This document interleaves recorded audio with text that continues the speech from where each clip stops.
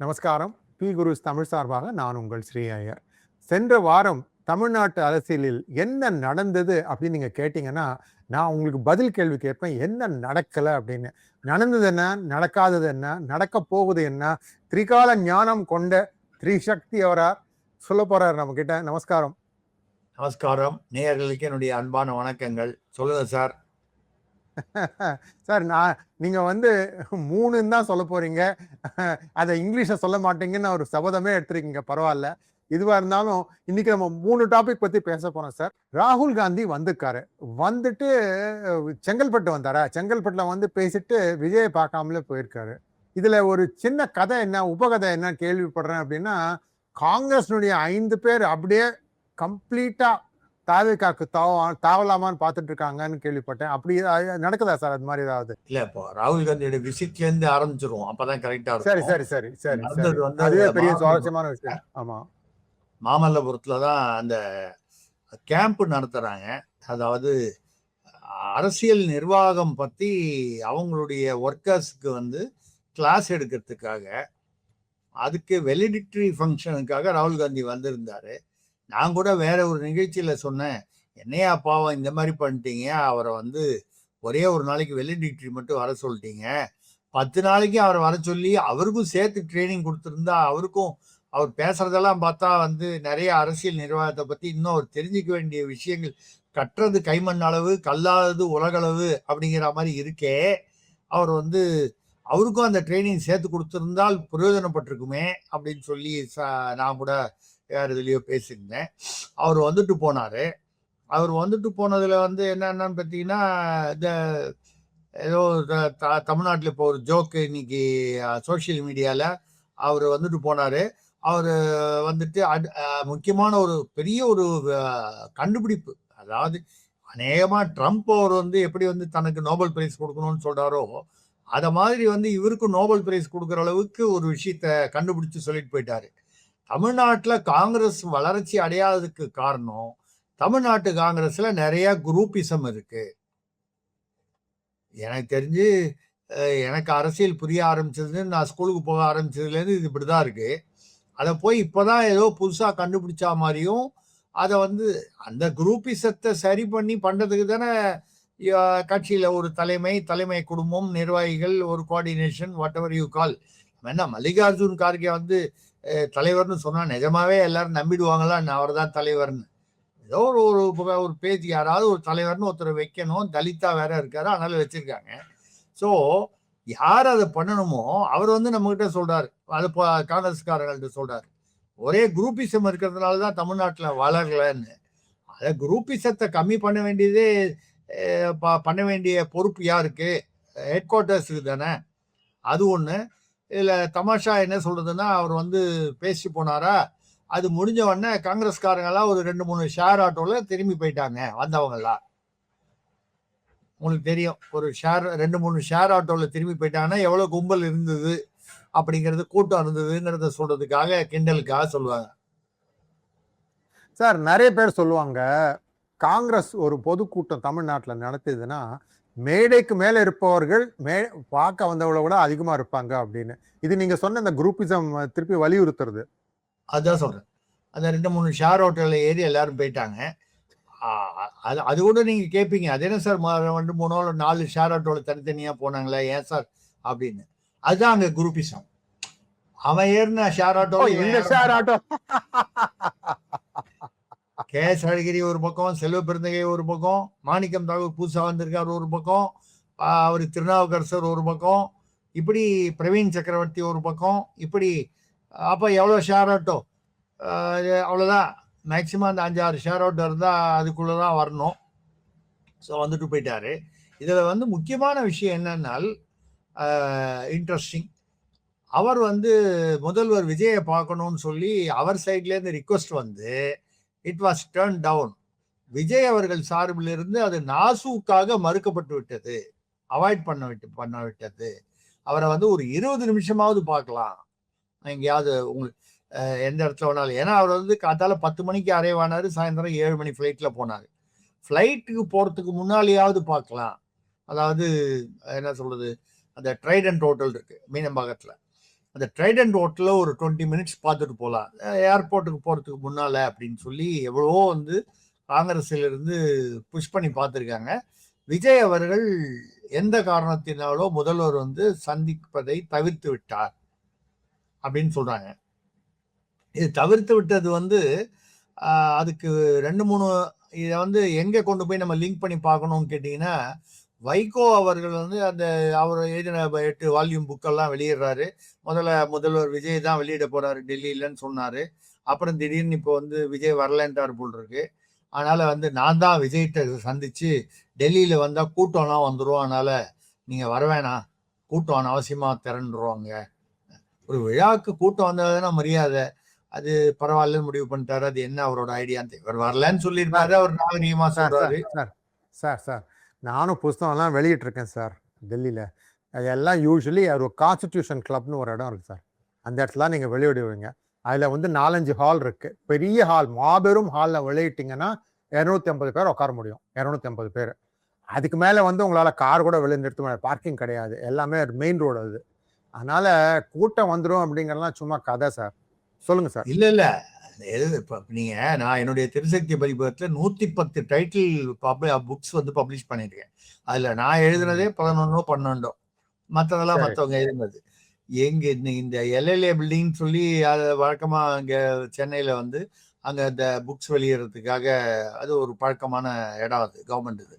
அங்க பாத்தீங்கன்னா ஒரு 200 பேர் வந்தாலே தட்ஸ் எ குட், என்ன சொல்றது, சூப்பர் ஹிட் சார். 200 பேர் வந்தாங்கன்னா உங்களுக்கு சூப்பர் ஹிட். அந்த 200 பேர் எப்படியாவது வரணுமே தான் நம்ம பார்க்கணும்.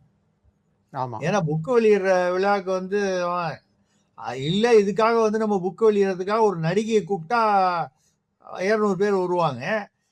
நடிகைக்கு அந்த புக்கு வெளியிறத விட ஜாஸ்தி ஆகுமே, நடிகை யாராவது வராங்கன்னு சொன்னா நேச்சுரலி அவங்க வந்துட்டு போறதுக்கு கேட்பாங்க. இந்த மாதிரி ஒரு சூழ்நிலையில அவர் வந்துட்டு போயிருக்காரு, அவர் பார்க்கல. வைகோவுடைய புக்கை வந்து இப்போ 4ஆம் தேதி அன்னைக்கு வெளியிடும் போது சரத்பவார் வராரு, அகிலேஷ் யாதவ் தான் வாங்கிக்கிறார். முதல்ல விஜய் வாங்கிக்கிறதா இருந்தது, முதல்வர் விஜய். அதுக்கு பதிலாக இப்போ ரீப்ளேஸ்மெண்ட் வந்து அகிலேஷ் யாதவ். ராகுல் காந்தி வெளியிடுறாரு. இப்போ அங்கே ஒரு புது ப்ராப்ளம் வந்து எதனால வந்து இப்போ ராகுல் காந்தியை பார்க்கலேங்கிறதுக்கு இன்னொரு அடிஷ்னல் ரீசன் என்னன்னா, அந்த புக்கில் வந்து ஏதோ ஒரு 8 வால்யூம்ல ஏதோ ஒரு வால்யூம்ல அவர் விடுதலை புலி தலைவர் பிரபாகரன் அவருடைய அந்த இறுதி, அதாவது அவர் மரணத்துக்கு இல்லை அந்த அந்த அந்த எபிசோடுக்கு காரணம் வந்து ராஜீவ் காந்தி அப்புறம் காங்கிரஸ் தான், மன்மோகன் சிங் இவங்கெல்லாம் தான், அதாவது காங்கிரஸ் பேசிக்கா அப்படி சொல்லி காங்கிரஸை வந்து ஐ அக்யூஸ் யூ அப்படின்னு அந்த புக்கோடைய டைட்டில் வைகோ எழுதினது. தமிழில் நான் குற்றம் சாட்டுகிறேன் அப்படின்னு. இந்த புக்கும் அந்த ஒரு வால்யூம்ல 8 வால்யூம்ல ஒன்று. இப்போ ஃபுல்லாக ராகுல் காந்தி, அவங்க அப்பா ராஜீவ் காந்தி, சோனியா காந்தி, இத்தனை பேர், மன்மோகன் சிங், இத்தனை பேர் முன்னாடில் திட்டிவிட்டு அந்த புக்கை ராகுல் காந்தியை வச்சு ரிலீஸ் பண்ணுறது அப்படிங்கும்போது இது ஒரு ஆக்வர்ட் சிச்சுவேஷன். ராகுல் காந்தி எல்லா புக்கையும் படித்து பார்த்துட்டா ரிலீஸ் பண்ண போகிறாரு அப்படிங்கிற தைரியத்தில் ஒரு கால் வைகோ கூப்பிட்டாரோன்னு தெரியல. அந்த மாதிரி வரும்பொழுது இப்போ 4ஆம் தேதி அன்னைக்கு ராகுல் காந்தி ரிலீஸ் பண்ணுவாராங்கிறதே டவுட்ஃபுல்லாக இருக்கு சார். இந்த ஒருத்தரை பத்தி கண்ணாப்பினான்னு எழுதி அதுக்கப்புறம் அவங்கள கட்சிக்குள்ள சேர்த்து அவரை மினிஸ்டர் ஆக்குற அளவுக்கு காங்கிரஸ் வந்து பரந்த மனம் கொண்டவர்கள் சார்.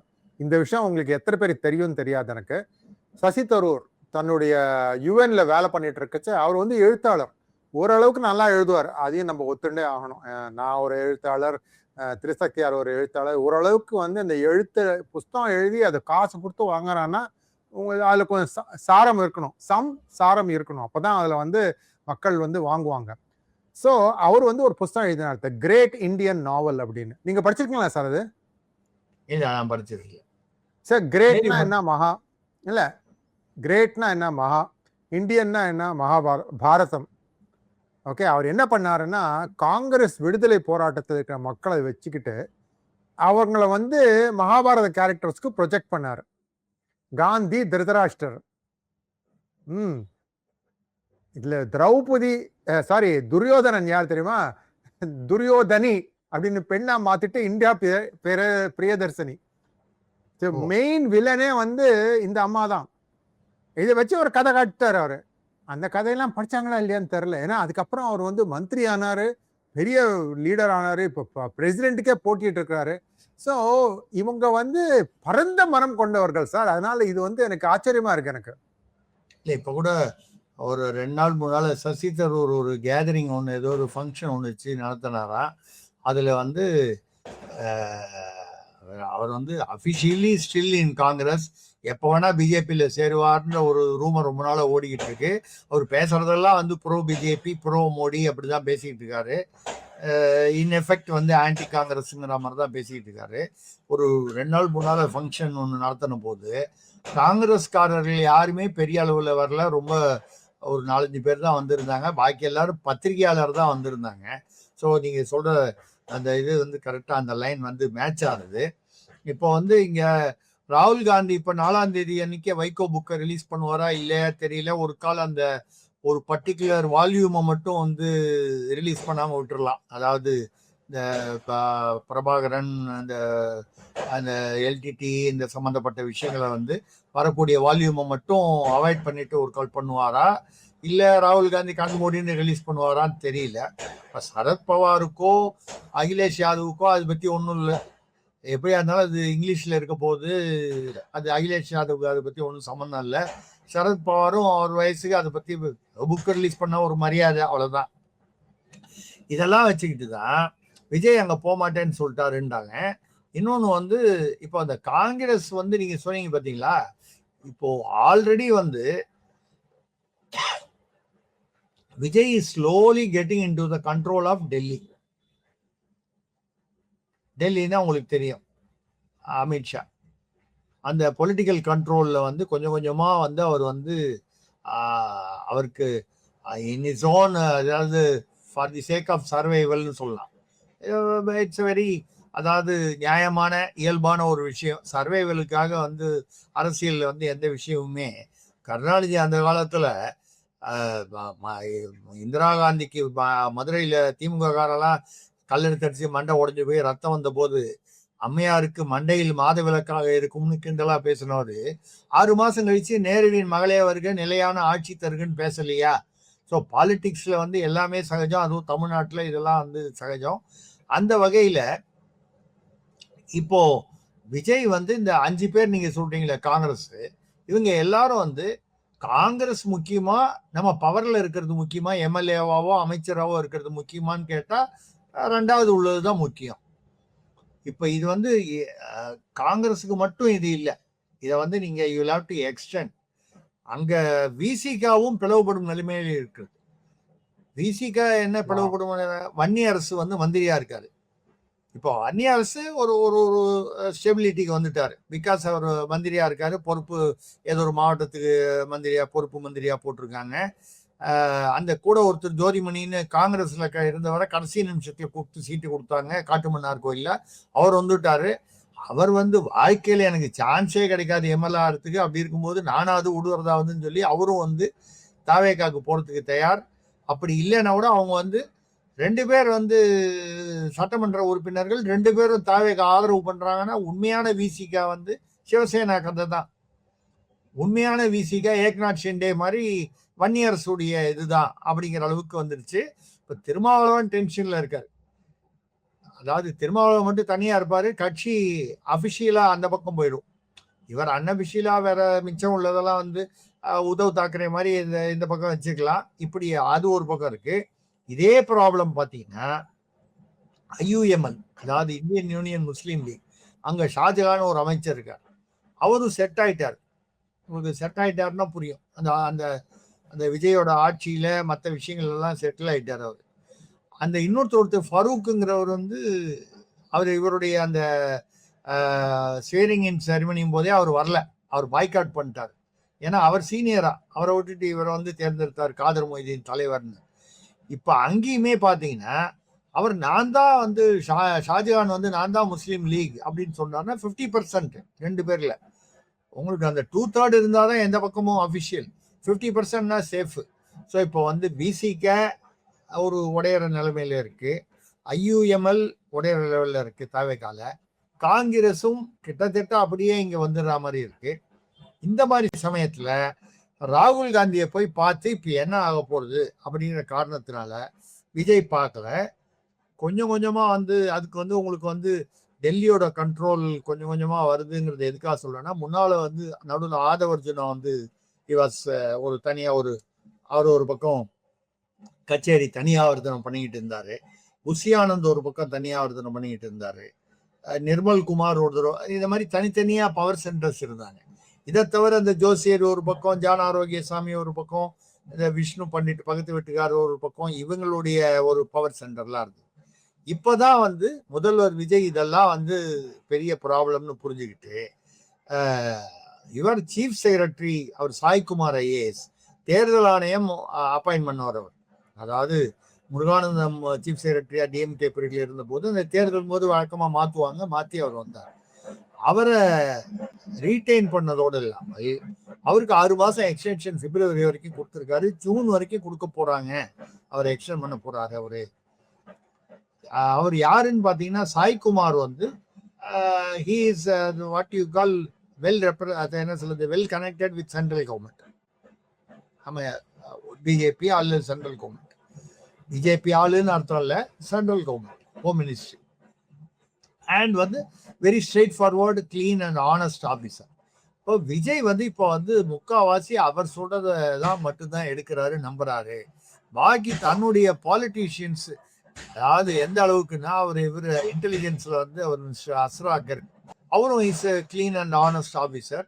இப்ப இவங்க 2 பேரும் வந்து சொல்றதை மட்டும்தான் நம்புறாராம். ஒரு 25 எம்எல்ஏ இன்க்ளூடிங் 8 மினிஸ்டர்ஸ் இவங்க வந்து ஊழல் மற்றும் அந்த மாதிரி என்ன சொல்றது, தமிழ் அது ஒரு வார்த்தை அலப்பறைன்னு சொல்லுவாங்க. தேவையில்லாம இந்த பில்டப் எல்லாம் கொடுத்து வெளியில வந்து எதையாவது ஒரு ரீல்ஸ் பண்ணி அதெல்லாம் ஆமா அதெல்லாம் பண்றதுனால ஒரு 25 பேரை வந்து வாட்ச் லிஸ்ட்ல இன்டெலிஜென்ஸ் விட்டு வாட்ச் பண்ண சொல்லிடுறாங்க.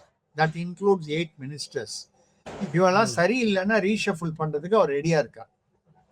இதை வந்து உங்களுக்கு வந்து புரியுற மாதிரி சொல்லணும்னா ஒரு எக்ஸாம்பிள் சொல்லும் போது, ஜெகதீஸ்வரின்னு ஒரு பெண் அமைச்சர், இவங்களுக்கும் அவங்க பகுதியே சேர்ந்த கீர்த்தனா அந்த தொழில் அமைச்சருக்கும் ஆரம்பத்துல இருந்தே சண்டை. 2 பேரும் இந்த ஏதோ சொல்லுவாங்க சக்களத்தி சண்டன், அந்த வார்த்தையை இங்க யூஸ் பண்ண முடியாது, இருந்தாலும் ஒரு உதாரணத்துக்காக சொல்றோம். அந்த மாதிரி ஒரு சண்டை போட்டு இவங்க மீட்டிங் அவங்க அட்டன் பண்ண மாட்டேன், 2 பேரும் ஒரே அந்த மாவட்டம் பக்கத்துல உள்ள மாவட்டத்திலேருந்து வராங்க. அந்த வகையில அவங்களுக்குள்ள சண்டை. இப்ப பாத்தீங்கன்னா அந்த ஜெகதீஸ்வரி வந்து பக்கத்து இவங்க வந்து ராஜபாளையம் எம்எல்ஏ, இதுல வந்து சாத்தூர்ல இருந்து அவர் 10 கிலோமீட்டர், அங்கிருந்து யாரோ ஒரு ஒன்றிய செயலாளர் லட்சுமணன் ஒருத்தர் வந்து இவங்க இருக்கிற ஏரியால அபிஷியல்ஸ் எல்லாம் பார்த்து லட்டு கொடுத்துட்டு வரான், லட்டு ஸ்வீட். அதுக்காக ஆடியோல வந்து வேற யாரோ ஒரு மாவட்ட செயலாளரை கூப்பிட்டு, எப்படி அந்த லட்சுமணன் என்ன கேட்காம வந்து லட்டு கொடுத்தான் என்னோட தொகுதியில, என்கிட்ட கேட்க வேணாமா, லட்டு கொடுத்துருக்குது, அவன் யாரு கொடுக்கறதுக்கு அப்படின்னு சொல்லி வார்த்தை. ஒரு பெண் அமைச்சர் அவங்க வந்து அவனை ஜட்டியை கட்டி உட்கார வச்சு கொன்றுவேன். இந்த ஆடியோ வைரலா தமிழ்நாடு முழுக்க ரிலீஸ் ஆயிடுச்சு. இதை தவிர சாத்தூர்ல இருந்து யாராவது ராஜபாளையத்துக்கு வந்து கால் எடுத்து வச்சானா காலை வெட்டுவேன், பப்ளிக் மீட்டிங்ல, மைக்ல, மேடையில. இப்படியெல்லாம் பேசி வந்த உடனே இதுல உடனே வந்து என்ன மீடியா அட்டென்ஷன் வந்துருச்சு. ஜெகதீஸ்வரி யாரு, உங்களுடைய பேக்ரவுண்ட் என்ன, பிஎஸ்சி ஜேர்னலிசம், டாக்டர் ஜெகதீஸ்வரின்னு போட்டிருக்காங்க.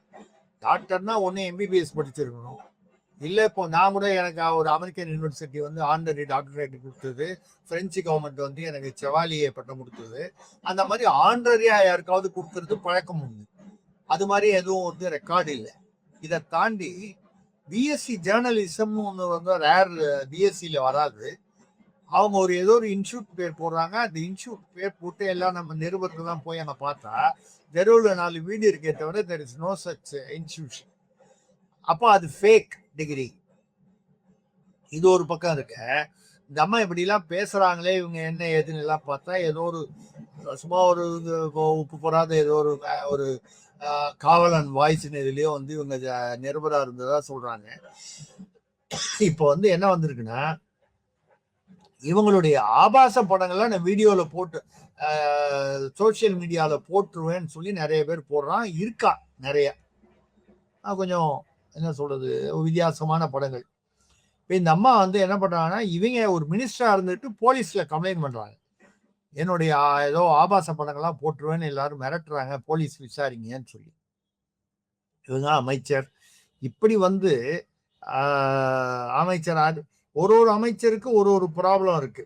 ராணிப்பேட்டையில விஜய் மோகன் ஒரு எம்எல்ஏ, அவரு தவேகால, அவர் வந்து கட்சியில சேரணும்னு சொல்லி ஒரு பொண்ணை வந்து நியூடா போட்டோ எடுத்து அமிச்சாதான் கட்சியில சேர்த்துப்போம்.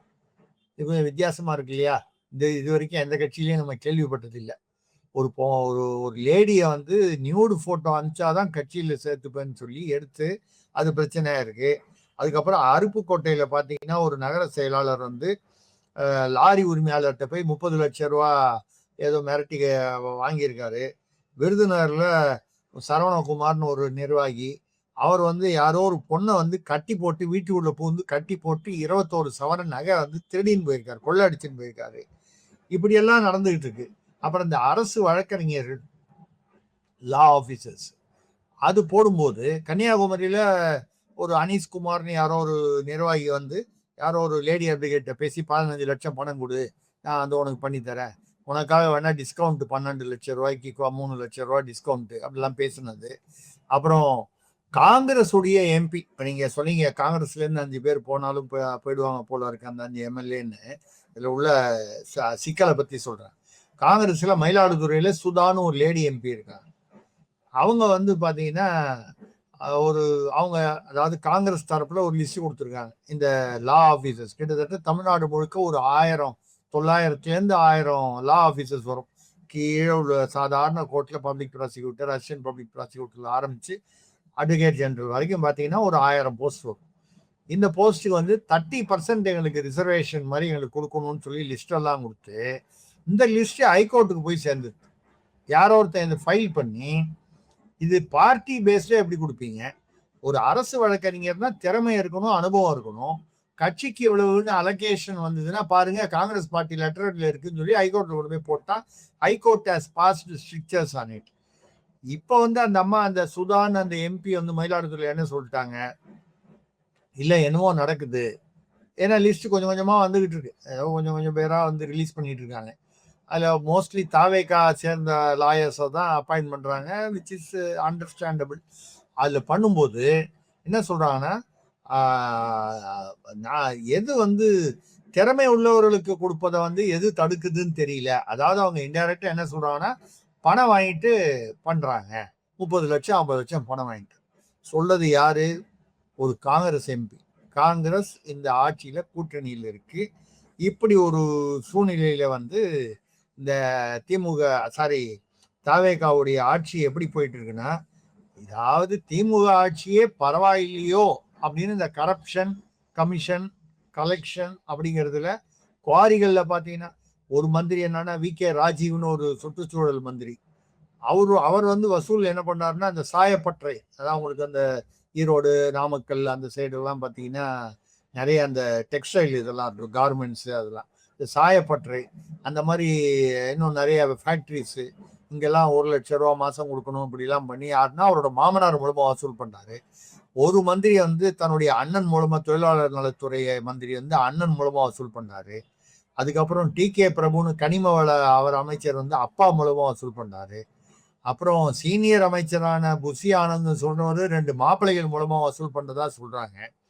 இப்படி வந்து வரவுக்கு கை கொடுப்போம், உறவுக்கும் கை கொடுப்போம், உறவு மூலம் வரவுக்கும் கை கொடுப்போம் அப்படிங்கிற ஒரு பாலிசியில இந்த டிவிகே ஆட்சி வந்து போயிட்டு இருக்கு அப்படிங்கறதா இப்போ உள்ள நியூஸ். சார் 3வது லைன் மிஸ் பண்ணிட்டீங்க சார். உரிமைக்கு குரல் கொடுப்போம். எதுங்க உரிமைக்கா? உரிமைக்கு குரல் கொடுப்போம். உரிமைக்கு குரல் கொடுப்போம்னா மக்கள் தான் சொல்லணும். மக்களுடைய உரிமைக்கு யார் சார் குரல் கொடுப்பாங்க? இவங்க குரல் கொடுப்பாங்க, வேலை எல்லாம் செய்ய மாட்டாங்க, காசு வாங்கிட்டு குரல் கொடுத்துட்டு போயிடுவாங்க. ஆமா, மக்களுடைய உரிமைக்கு வந்து குரல் வந்து சும்மா குரல் மட்டும் கொடுத்துட்டு போவாங்க, அவ்வளவுதான். வேற ஒண்ணும் நடக்க போறது இல்ல. இதுல வந்து பாத்தீங்கன்னா அதான் இதுல சில இன்னொன்னு வந்து திமுக ஆட்சியில உள்ள ஒரு விஷயம் இப்ப வெளியில வந்திருக்கு. ஒரு பெரிய ஒரு அதிர்ச்சிகரமான விஷயம் என்னன்னா, ககன்தீப் சிங் பேடி அப்படின்னு ஒரு ஐஏஎஸ் ஆபீசர் நிறைய பொசிஷன்லாம் இருந்திருக்காரு. ஏடிஎம்கே இருந்திருக்காரு, டிஎம்கே இருந்திருக்காரு, தமிழ்நாடு கேடர், பஞ்சாப் கார்டன் ஜெகன்தீப் சிங் பேடினாலே அவர் வந்து இந்த திமுக பீரியட்ல இல்லை அதுக்கு முன்னால வந்து கலெக்ஷன்ல, அதாவது லஞ்ச பணத்துல பஞ்சாப்ல வந்து 2 மெடிக்கல் காலேஜ் கட்டியிருக்காரு. 500 கோடி 500 கோடிக்கு 1000 கோடி ரூபாய்க்கு வந்து மெடிக்கல் காலேஜ் ஒரு ஐஏஎஸ் ஆபீசர் தமிழ்நாட்டில இருந்து over period of so many years வந்து கட்டியிருக்காரு. அதுல அவர் ஒய்ஃப் பேர்ல ஒரு கம்பெனி நடத்துறாரு. அந்த கம்பெனிக்கு எங்க ஆபீஸ்ன்னு கேட்டா அவர் வீட்டுல ஒரு ஓரமா ஒரு ரூம் இருக்கு, அதுதான் அந்த ஆபீஸ். அந்த ஒரு ரூம் ஆபீஸ்ல உள்ள அந்த கம்பெனிக்கு 300 கோடி ரூபாய் டர்ன் ஓவர். என்ன பண்றாங்கன்னா, அதாவது ட்ரேடிங்னா வாங்கி விற்கிறது. வாங்கி யாருக்கு வித்திருக்காங்கன்னா, இவரோட தம்பியோட கம்பெனிக்கு. ஒய்ஃபு கம்பெனி வாங்குது, தம்பி வாங்கி தம்பியோட கம்பெனிக்கு விற்கிறாங்க. Turn over 300 crores. ஆனா நோ ஜிஎஸ்டி ரிஜிஸ்ட்ரேஷன். 300 கோடி ரூபா டர்ன் ஓவர் பண்ணதுக்கு ஜிஎஸ்டி ரிஜிஸ்ட்ரேஷனே கிடையாது. இப்படி வந்து ஒரு ககன்தீப் சிங் பேடின்னு, அவர் is a well known IAS officer. இதெல்லாம் நடந்திருக்கு. இப்போ வந்து தோண்ட நிறைய வந்துகிட்டு இருக்கு. இது திமுக ஆட்சியில் நடந்ததுங்கிறது ஒரு பக்கம். சரி, தாவேக ஆட்சியில வந்து இதெல்லாம் குறையும்னு பார்த்தா ஏதோ சொல்லுவான், ஆள் தான் மாறி இருக்கு, ஆட்சி மாறி இருக்கே தவிர காட்சி மாறல அப்படின்னு சொல்லக்கூடிய அளவுக்கு எல்லா இடத்துலையும் வசூல் கொடி கட்டி பறக்குது. இது நடந்துகிட்டு இருக்குங்கிறது நம்ம வந்து பார்த்துக்கிட்டு இருக்கோம். இதுல பல புதிய விஷயங்கள் வந்து தமிழ்நாட்டில் என்ன நடக்குதுன்னு நீங்க கேட்டீங்க இல்லையா? ஒரு பரபரப்பான, வெளியில் இது வரைக்கும் வராத இப்போ வரப்போற விஷயம் ஒன்று வந்து என்னன்னு கேட்டீங்கன்னா, நம்ம இவர் வந்து முதல்வருடைய அலுவலகம். இந்த அலுவலகத்தை வந்து ஏற்கனவே மெயின் செக்ரட்டேரியட்ல இருக்கு. அதை வந்து பக்கத்திலேயே அந்த காம்ப்ளெக்ஸ், வித்தின் தி காம்ப்ளெக்ஸ் காம்பவுண்ட்ல இருக்கக்கூடிய நாமக்கல் மாளிகைன்னு ஒன்று இருக்கு. இந்த நாமக்கல் மாளிகையில 10வது மாடியில பிரம்மாண்டமா 11 கோடி ரூபாய் செலவுல ரெனோவேட் பண்ணி அங்க கொண்டு போறாங்க. 2 ப்ராப்ளம். 11 crores வந்து டெண்டரே ஒன்றும் கால்ஃபார் பண்ணாம ஒர்க் நடக்குது. 11 crores எல்லாம் வந்து டெண்டர் இல்லாம பண்ணவே கூடாது, ஒண்ணு. 2வது, அங்க இருக்கிற இந்த என்ன சொல்றது, ஊழியர்கள் சங்கம், செக்ரட்டேரியட் ஊழியர்கள் சங்கம், அவங்க அப்ஜெக்ட் பண்றாங்க. என்னன்னா, இதுக்கு ஃபைல் எல்லாம் அந்த டிபார்ட்மெண்ட்ல இருந்து தூக்கின்னு வரணும்னா இந்த பில்டிங்ல இருந்து அந்த பில்டிங் தூக்கின்னு போகணும். அவங்க இன்னொன்னு என்ன கேட்குறாங்கன்னா, ஊழியர்களுக்கு வந்து கேன்டீன் வசதி ப்ராப்பரா இல்லை, இருக்கு ஆனா சபிஷியண்டா இல்லை ஊழியர்களுக்கு. அவங்கெல்லாம் வந்து வழியில காரிடார்ல எல்லாம் உட்கார்ந்து அங்க இருக்க டியூட் வாசல் வச்சுட்டு சாப்பிட்டுட்டு இருக்காங்க. எங்களுக்கு ஊழியர்களுக்கு சாப்பாட்டுக்கு ஒரு ப்ராப்பர் கேன்டீன் இல்லை, ஆனா முதல்வருக்கு இப்படிப்பட்ட ஒரு பிரம்மாண்டமான ஒரு அறை. அது ஏன் அந்த பிரம்மாண்டமான அறை 10ஆம் மாடியில அப்படின்னா, அது ஜோசியர் இருக்காரு பாருங்க, நம்மால ரிக்கி பண்டிட் வெற்றிவேல். ஆமா, அவர் வந்து என்ன சொல்லியிருக்காருன்னா, நீங்கள் கடற்கரையை பார்த்தா மாதிரி உட்கார்ந்தாதான் ராசின்னு சொல்லியிருக்காரு. பேசாம மெரினா பீச்சிலேயே இவர் கிறிஸ்துவர் sir. Sir sir sir sir இவர் ஒரு கிறிஸ்துவர். இவர் ஜோசப் விஜய், இவர் ஒரு கிறிஸ்துவர். இது போன்ற மூட நம்பிக்கைகளில் இவர் வந்து செவி சாய்க்க கூடாது சார். செவி இல்ல, தலையே சாய்ச்சிருக்காரு போல இருக்க. சோ அந்த கடற்கரையை பார்த்து உட்காரணும்னு அவர் ராசிக்கு சொன்னா, நல்ல வேலை மாடியில இருந்து கடற்கரையை பார்க்கணும் முடிவு பண்ணார் முதல்வர். கடற்கரையை பார்க்கணும்னு சொல்லிட்டு இந்த கலைஞர் சமாதி, அண்ணா சமாதி, ஜெயலலிதா சமாதி, எம்ஜிஆர் சமாதி எல்லாம் இருக்கு, அதுக்கு பின்னால ஆபீஸ் கட்டணும், பீச் இல்லைன்னு சொல்லாம போனாரு. அந்த வகையில இது ஒரு இது நடந்துட்டு இருக்கு. அதே மாதிரி உங்களுக்கு பாத்தீங்கன்னா, அவரு சுட மக்களுக்கு ஏதாவது செய்தி வேணும்னா, இது இந்த ராசி எல்லாம் பாக்குறாங்க இல்லையா, இப்போ மத்திய அரசு வந்து இந்த ஈசிஆர்ங்கிறது ஈஸ்ட் கோஸ்ட் ரோடு, உங்களுக்கு கடற்கரையை ஒட்டி இருக்கக்கூடிய அந்த மெயின் ரோட்ல நிறைய பங்களாக்கள் வந்து இந்த 500 மீட்டருக்குள்ள கட்டக்கூடாதுன்னு இந்த கோஸ்டல் ஜோன் ரெகுலேஷன்ஸ் இருக்கு. அதை வந்து அதனால கண்டுக்காம இருந்தாங்களா என்னன்னு தெரியல. இப்போ கொஞ்சம் ஸ்ட்ரிக்டா அதை வந்து இம்ப்ளிமெண்ட் பண்ண ஆரம்பிச்சிருக்காங்க, பண்ண போறாங்க. அதுல லிஸ்ட் எடுத்து அந்த பில்டிங்ஸ் எல்லாம் டிமாலிஷ் பண்ணணும் அப்படின்னு வரும்போது, அதுல யாருடைய வீடெல்லாம் வருதுன்னா, திருவாளர் ஜோசப் விஜய், தமிழ்நாடு சிஎம், அவரோட வீடு. அதுக்கப்புறம் வந்து திரு உதயநிதி ஸ்டாலின், இப்பொழுது எதிர்கட்சி தலைவர், அவரோட வீடு. அதுக்கப்புறம் நடிகர், ராஜ்யசபா எம்பி கமலஹாசன், அப்புறம் டைரக்டர் KS ரவிக்குமார், இந்த மாதிரி பிரபலங்கள் பல பேருடைய வீடு அந்த அவங்க 500 மீட்டர்ஸை கூட கொஞ்சம் லிபரலைஸ் பண்ணி 200-300 மீட்டர்ஸ்ல இருந்தா அதுக்கு அந்த பக்கம் இருந்தா பரவாயில்ல அப்படின்னு ஒரு லிபரலைசேஷன் வச்சா கூட இது இன்னும் கிட்ட வருது. ஸோ இதெல்லாம் இடிக்க வேண்டிய ஒரு சூழ்நிலை வருது. இப்போ என்ன பண்ண போறாங்க, முதல்வர் வீட்டையே கோஸ்டல் ரெகுலேஷன் வயலேஷன் இடிப்பாங்களா, இடிப்பது சரியாக இருக்குமா, இல்ல இடிக்காம விட்டுருதா அப்படிங்கிற ஒரு குழப்பம் ஒரு பக்கம், இது ஒரு பக்கம் இருக்கு. இன்னொரு பக்கம் பாத்தீங்கன்னா அந்த கட்சி தாவல்கள்லாம் ஏற்கனவே அதிமுக நிறைய நடந்தது. இப்பொழுது எடப்பாடியார் அவர் அமித்ஷாவை பார்க்க போறாரு, உள்துறை அமைச்சரை. அடுத்தது எப்படி போகணும், எப்படி போறது இதெல்லாம்னு. இந்த மாதிரி வரக்கூடிய ஒரு சூழ்நிலையில ஓபிஎஸ் இப்பதான் சூடா போய் திமுக சேர்ந்தார். சூடான சமீபத்துல இந்த தேர்தல் ஓபிஎஸ். இப்போ ஓபிஎஸ்க்கு அங்க இம்பார்ட்டன்ஸ் இல்லை எங்க திமுகல அப்படின்னு சொல்லி அவர் பையன் ரவீந்திரநாத், ஓபிஎஸும் அவருடைய மகனும் தாவேகாவுக்கு வரதா ஒரு பேச்சு இருக்கு. அப்படி வந்தா வைத்திலிங்கம், அவர் மனோஜ்குமார் இவங்க எல்லாமும் சேர்ந்து வர்ற மாதிரி ஒரு இருக்கு. இப்பதான் திமுகவுக்கு போய் சேர்ந்தாங்க. திமுகல இருந்து இப்போ இங்க வரதா சொல்றாங்க. இதெல்லாம் இப்ப தமிழ்நாட்டில் நடக்குது. இதுல ஸ்டாலின் அவர்கள் உங்களுக்கு தெரிஞ்சிருக்கும், ரீசெண்டா இந்த இவிஎம்லாம் ரீசெக் பண்ணி, கடைசியிலே ரீசெக் பண்ணியும் இன்னொரு 30 ஓட்டு வித்தியாசம் அதிகமாக தான் ஆயிருக்குன்னு சொல்றாங்க. ஆனா திமுகல சும்மா வெளியில 30% அதுல அந்த இவிஎம் ஒர்க் பண்ணல சரியா அப்படின்னு சொல்றாங்க. தேர்தல் ஆணையம் இல்லை, ஆய்வு பண்ணும்போது அவங்களுக்கு தெரியும், அவங்க அப்படியா இருந்தா அங்கேயே அப்ஜெக்ஷன் சொல்லியிருக்கணும், சொல்லலை, எல்லாம் கரெக்டா ஒர்க் பண்ணிச்சுன்னு சொன்னாங்க. பாவம் சும்மா இருக்கிற ஸ்டாலின் அவரை திருப்பி திருப்பி தோற்றத்தை ரிமைண்ட் பண்ற மாதிரி பண்ணி விட்டாங்க. அவர் என்ன பண்றாருன்னா, ஒரு வழக்கம் போல ரீல்ஸ் இவங்க போடுற மாதிரி அவர் ஒரு ரீல்ஸ் போட்டிருக்காரு. வழக்கமா ஸ்டாலின் சார் சிஎம்மா இருக்கும்போது பாத்தீங்கன்னா 5 வருஷமும் பொங்கல் அன்னைக்கு அவர் பொங்கல் பானை ஷூ எல்லாம் போட்டு அடுப்பே பத்த வைக்காத ஒரு பொங்க பானையில கலருவாரு. கீழே அடுப்பே பத்த வச்சிருக்க மாட்டாங்க, காலில் ஷூ வேற போட்டிருப்பாரு. இது வழக்கமா நடக்கும். அந்த மாதிரி ஒரு பொங்கல்ல பாத்தீங்கன்னா இந்த பக்கம் பரதா போட்டு ஒரு ஏதோ ஒரு பேகம் ஒரு அம்மா இருப்பாங்க, பொங்கல் தமிழ் பொங்கல். இந்த பக்கம் சிலுவை போட்டுக்கிட்டு ஒரு அம்மா நிற்பாங்க. ஒருத்தர் கூட அங்க இந்துவா போட்டு வச்சுக்கிட்டு இல்லை இந்து மாதிரி காட்சி அளிக்கிறவங்க யாரும் இருக்க மாட்டாங்க. பொங்கல் இப்படிதான் அவர் பண்ணுவாரு. ஆனா இப்ப பாத்தீங்கன்னா தோத்து போனதுக்கு அப்புறம் ஒரு 4 பெண்கள் அவரை சுத்தி நின்றுட்டு, நாங்கெல்லாம் உங்களுக்கு இருக்கோம், நீங்க மக்கள் உங்களை ஏமாற்றி விட்டார்கள்னு நினைக்காதீங்க, நாங்க உங்களை மறுபடியும் சிஎம்மா கொண்டு வந்துதான் தீர்வோன்னு. ஆனா இந்த 4 பேருமே பாத்தீங்கன்னா நெத்தியில விபூதிட்டு இருக்காங்க, பொட்டுட்டு இருக்காங்க. ஒருத்தரும் சிலுவையை காணும், பரதாவை காணும். இப்பதான் இந்துக்களுடைய மதிப்பு தோத்ததுக்கு அப்புறம் தான் தெரியுது அப்படிங்கிற மாதிரி அந்த ஒரு ரீல்ஸ் வெளியாகி ஒரு விமர்சனத்துக்கு வந்துட்டு இருக்கு. இதுதான் இப்போ தமிழ்நாட்டில் ஓடிக்கிட்டு இருக்கு. நம்ம முடிக்கும் போது ஏதாவது ஒரு ஜனங்களுக்கு சிந்தனைக்காக சொல்லணும். அதாவது ஏதோ இப்போ முடிக்கும்போது ஒரு தாட் ஃபார் தி டே அப்படின்னு சொல்லணும் இல்லையா?